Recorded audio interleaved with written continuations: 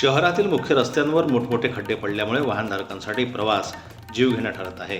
विशेषतः साईनगर येथील साई मंदिराजवळील रस्त्यांवर खड्ड्यांमुळे अपघातांचा धोका वाढला असून नागरिक त्रस्त झाले आहेत.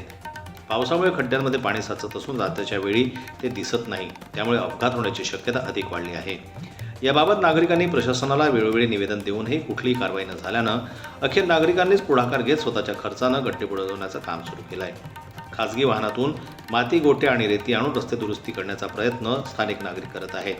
शहरात सध्या महानगरपालिका प्रशासक राजवटीमुळे कुठलेही लोकप्रतिनिधी नसल्यानं या समस्यांकडे दुर्लक्ष होत असल्याचा आरोप नागरिकांनी केला आहे.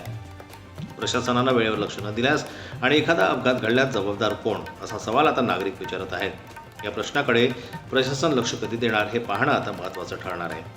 जनमत न्यूज करता अमरावतीहून राजेश्वर गोरमाडे यांची रिपोर्ट.